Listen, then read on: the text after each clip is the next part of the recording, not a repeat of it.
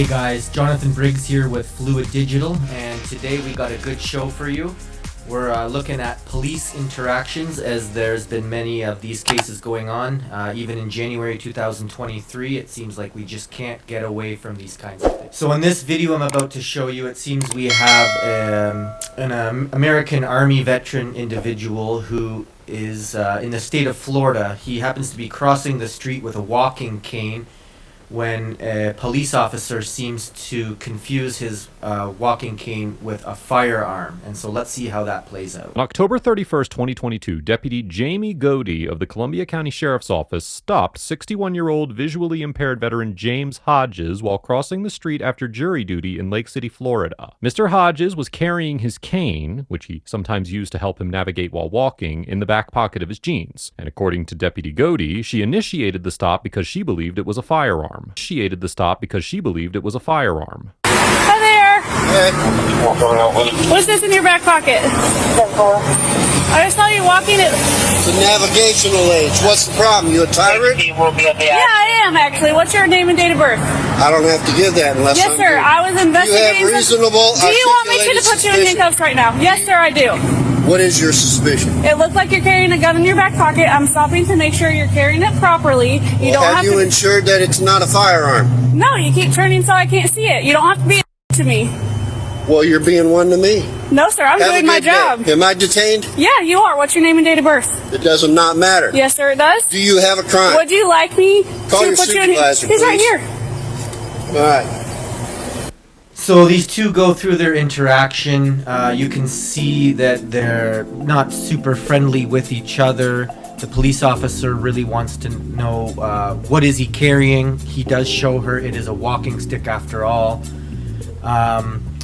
Yeah, it's not a great attitude that he gives towards the officer. However, it does appear that it's just a walking stick after all, and so he further asks, "Am I being detained?"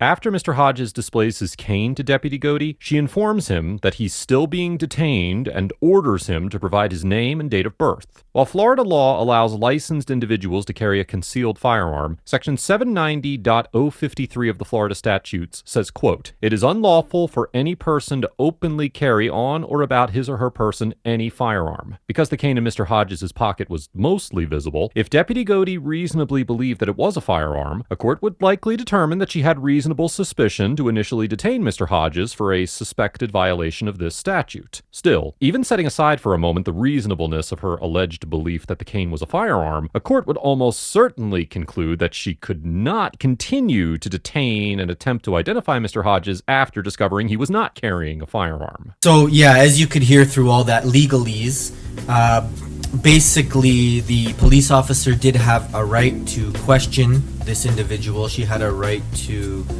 be concerned. However, once she found out that what this individual was carrying was a walking stick and not a firearm, basically at this point it was time to let it go. What's the stop you for? For a walking stick. And so yeah, at this point in the video, I think this is where we can see the large controversy is that, well, they knew that he was only carrying a walking stick, so why did they continue with detaining him? And it could look like a weapon. She asked you to present it, okay? Now she's asking me for ID. Okay. I don't need the ID unless there's reasonable articulated suspicion that I have committed a crime, am committing a crime, or about to do a crime. Sir, and her suspicion was that you were armed, okay? And she's asking you for your ID. Well, now she has verified that I am not armed. Okay. So there is no problem. You have your ID or not? I do have my ID, but you don't need it. Okay. Okay. Okay, and at this point in the video, I think this is where we see it really go south. I don't know where his wallet is. Where's your wallet at, sir? I don't have a wallet on me. Okay, where's your ID? Where's your ID at? Pocket. Which pocket? You are not allowed to search me. It's in this pocket.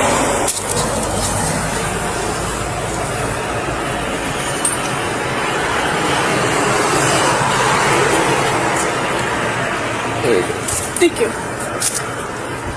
I want your names and badge numbers. Sergeant Randy Harrison assists Deputy Bodey in placing Mr. Hodges in handcuffs and searching his pockets. All right, Mr. Hodges. Was that hard? It's gonna be. I want your name and your badge number. You know what? Put him in jail for resisting. Okay.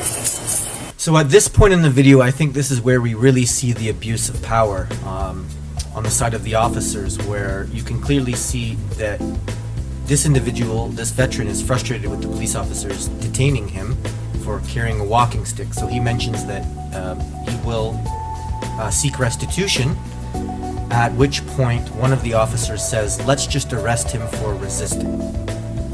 Now, did we see him doing any resisting in the video? All right, let's go.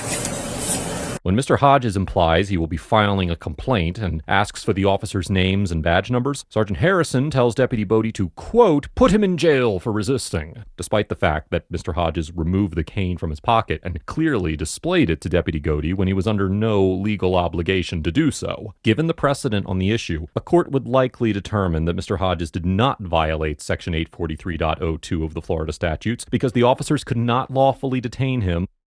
Mr. Hodges was charged with resisting without violence in violation of Section 843.02 of the Florida statutes. However, the charge was dropped on November 7th, 2022 by State Attorney John Durrett, who stated in a court filing that, quote, after having examined all known evidence, it is the determination of the undersigned that said cause does not warrant criminal prosecution against the defendant. The department determined on November 11th that both officers had violated policy during the interaction. As a result, Sergeant Harrison was immediately demoted, suspended without pay for 7 days, and will not be eligible for any favorable action for 2 years. Deputy Godey was suspended without pay for 2 days, and both officers will be required to undergo remedial civil rights training. All right, guys. Well, I really hope you enjoyed that video, and I look forward to doing another one soon. This is Jonathan Briggs signing off.